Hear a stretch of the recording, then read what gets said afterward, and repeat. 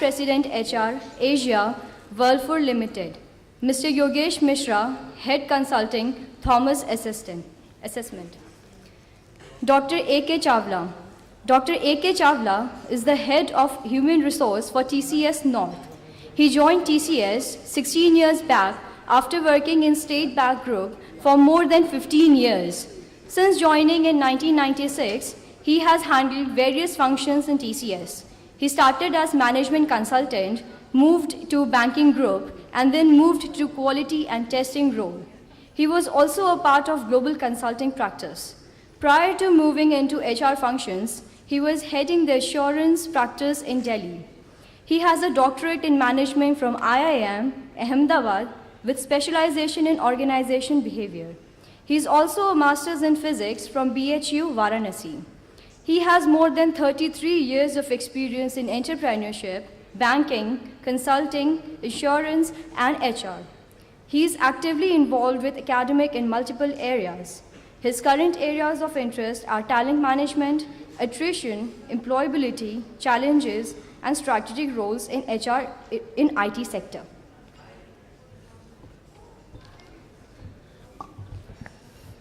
Thank you, Rohini. Profiling our another eminent speaker, Mr. Surajit Banerjee, has led people business and people initiative across diverse industry verticals like hospitality, telecom, manufacturing, engineering, FMCG, and the pharmaceuticals, airlines, healthcare, and real estate.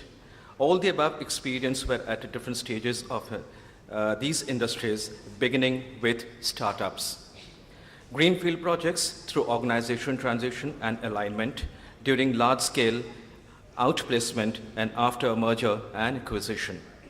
Additionally, he had the opportunity to create innovative talent management processes in rapid scale-up business situations and in industries requiring difficult-to-find subject matter experts.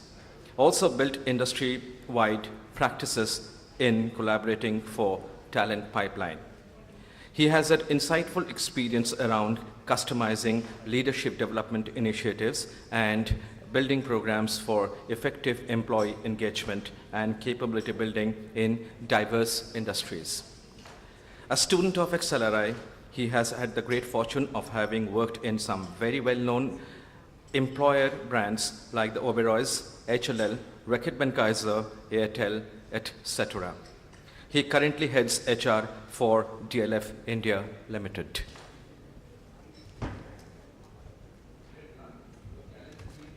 Thank you, sir. Now profiling Mr. Vishwaroop Goswami, Chief of HR, MR MGF.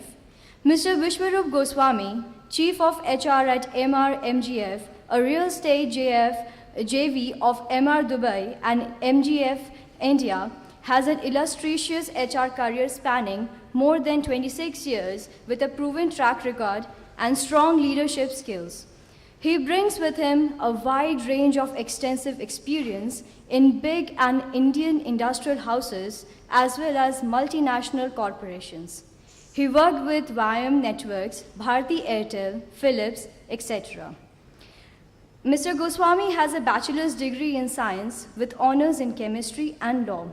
He is an alumnus of XISS, having done his post-graduation in PM and IR batch 84-86.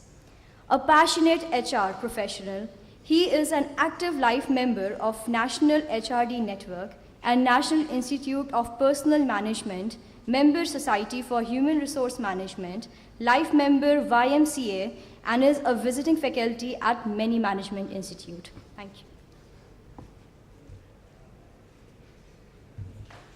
Our next speaker, Mr. Anil Garg.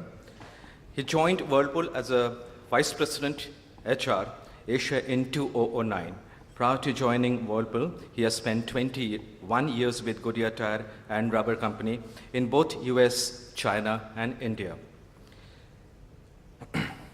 He has led the human capital functions at both Britannia Industries India and Philips India.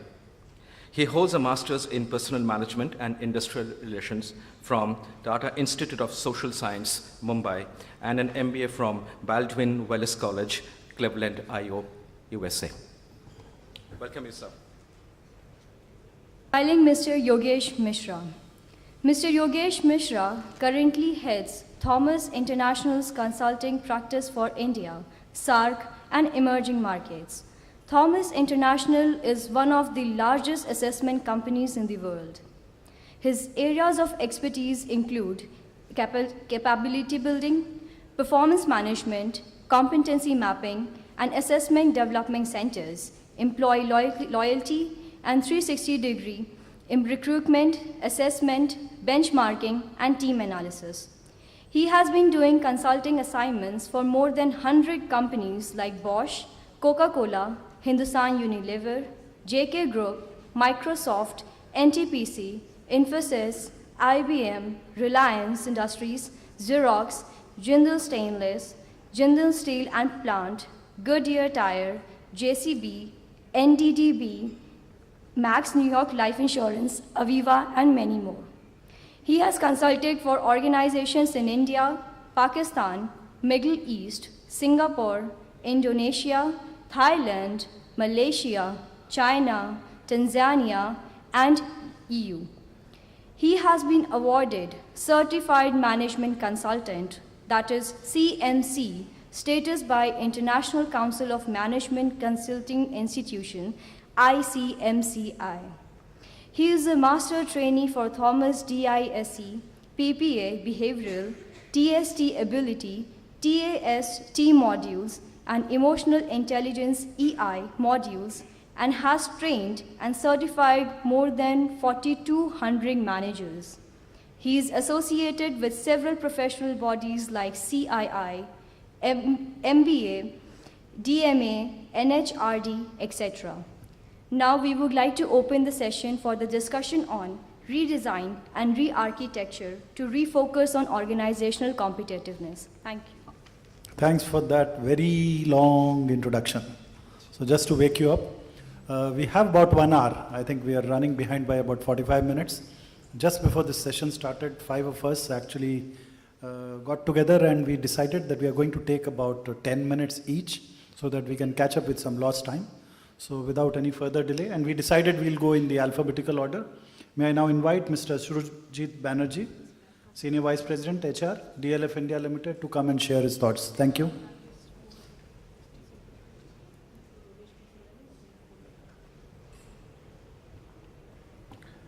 Good morning, good afternoon to everyone, and my time starts now. Importantly, I do have a presentation, a couple of slides, but it's going to be some kind of a prop really. So I'll try and keep this at a conversation level and see how we can take it forward. Importantly, at this juncture, which is a good morning and a good afternoon kind of a session, I feel happy that I could be here and share time with all of you on subjects such as the type that we are going to discuss. Invariably, there is no one view, and there are thoughts based on experiences that each of us share, and I think eventually out of the session try and pick up some learnings that all of us can carry back home. And I wish to do the same, as in learn a lot from all you guys who are sitting around. Fortunately or unfortunately, I belong to an industry where these terms are pretty familiar. Re-architecture, redesign.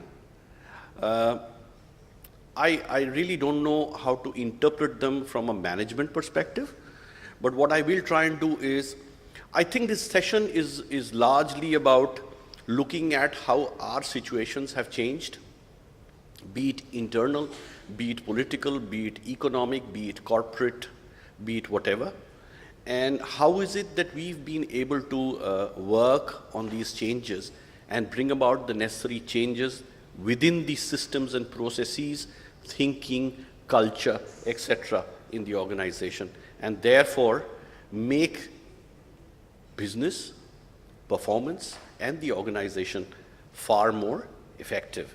I think broadly speaking, that's what it was. When I started thinking on the subject, I realized that there was so little that I personally knew. So partly a little sheepish while I share my thoughts with you, but it'll be interesting to hear a lot from most of you around. I will start with a few questions that came to mind, and I will leave those questions for you to debate, dwell on, and some thoughts that emerged out of the questions. That's largely how I've structured my thoughts today. The first question that came to mind was, how should issues such as accountability and responsibility be reconciled with efficiency and effectiveness within organizations? Actually, it's a convoluted kind of a statement, but if you look at it carefully, the four critical words are accountability, responsibility, efficiency, and effectiveness within organizations. These were important metrics for all organizations since as far back as I can remember. Then why are we raising this issue today, right? And my experiences over the last couple of years, the way things have changed, one thing that has started to come and stay in our organizations is about joint ownership. I don't know, I'm sure a lot of organizations and industries would be facing this, but in the light of joint ownership, how does accountability work? How does responsibility work? How does the efficiency and effectiveness of the organization get impacted when this does not work well, right? So the first thing is that. Second is the constantly changing external world. And we see it so often that because of the changes that have been happening outside, we've had to change the approach to how we have a working organization. When we make these changes, how does it impact accountability? How does it impact responsibility? Because when you have organizational changes happening, what it does is a person, a role holder, a process may see change. How do you manage continuity? How do you manage the handover process when change such as this happens? So all of us, I think, who've grappled with changes at a structural level have grappled with this kind of a problem. And the other, of course, is the consequent issue of the changes that I just described. What are the factors that affect innovation, knowledge transfer, and consequently organization performance? Critical, as you would have seen from a lot of the speakers who spoke before this and maybe later in the day, innovation and knowledge transfer has become very critical. And since they have become critical, because all the time there are new things happening around, new things, better things happening around, how do we imbibe that? How do we translate that within the organization? That becomes a huge issue. How do people within the organization have access to these changes, to these upgradations, to these knowledge improvements? Secondly, the other issue of, is the organization a team organization? Is it about individual brilliance? Where does the knowledge and the expertise and the capability lie? And therefore, in that kind of a situation, do you trade off one for the other? Do both exist? If they exist, in what form and shape? How do they handshake with each other? All of them become questions. Third question, how can businesses, organizations, systems, markets, and economies be successful globally as well as locally? A lot of organizations that I know of, my past organizations, this was a challenge because there were issues of management at a local level. There are global practices, there are global thought processes.